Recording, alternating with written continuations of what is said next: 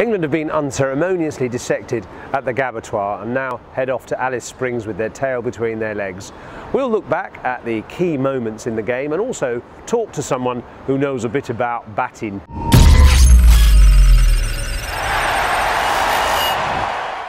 It's been a pretty torrid experience for England in these last few days at the Gabba. Not only have they failed to score 200 in either innings, being terrorised by the fast bowling of Mitchell Johnson, but also there was some sledging towards the end of the innings, with Michael Clarke suggesting that any of the England tail-enders who hung around would get their hands broken.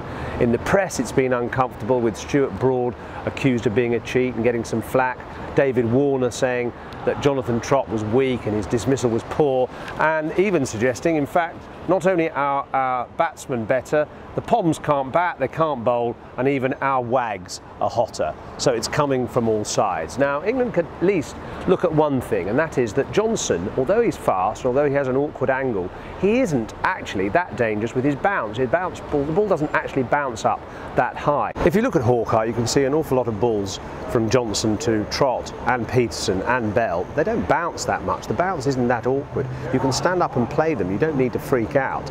You can actually defend, or you can let them pass harmlessly by outside off stump, just weaving your body inside the line. Bell in particular was outstanding against Johnson, only playing the balls he really needed to, really tiring him out by letting a lot of balls go. And England also could actually wear a bit more protection. They could wear arm guards, they could wear chest pads. If the ball doesn't bounce that much, they could take the odd blow. The last thing you want to do is get your hands involved to give simple catches to short leg or top-edged hooks into the outfield with two men back on the shot.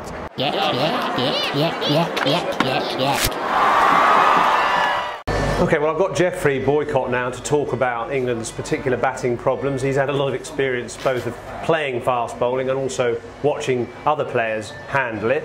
Overall, what did you make of England's playing just of Mitchell Johnson? Not good. I thought the best bit was Ian Bell. I thought he played some very quick balls very well. There's three ways you play the... well, there's three ways of avoiding it, and there's one way of playing it.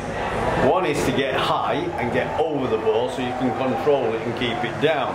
Once it gets above this height, you can't get your hands high enough, because if I stood up, I just cannot get over the ball and control it, so it's going to go anywhere. And the other way is to duck. Now you can duck that way, let it go over your left shoulder, or you can sway that way, let it go in front of your face, or you just go to ground altogether and let it go over your head. And my advice when somebody gets up really quick, I mean, Jimmy Anderson's a class bowler, but he's fast medium.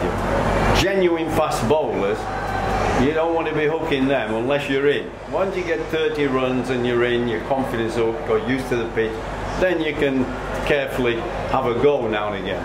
But in the early stages, it's too difficult. You're trying to get used to the pitch, get used to him bowling, you're in for trouble. So the best is to sway, duck, and I thought Bell's little bit of cricket was stunning. He got out to a good ball, then I think he'd probably get out to that tomorrow or the day after. And if you do that, you sell your wicket dearly, don't you? But I thought he played the short stuff as well as anyone. Alistair Cook played very well. Different today. It's going across him a lot. He was able to let it hit it over the top of the slip, and then he got away from it. So he did good, but I thought Bell's was a wonderful lesson for youngsters.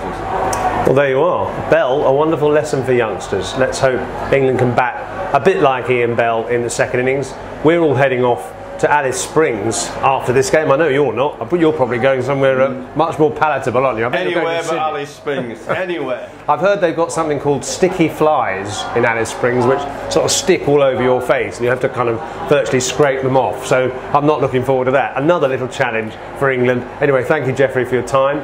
We'll speak to you from Alice Springs.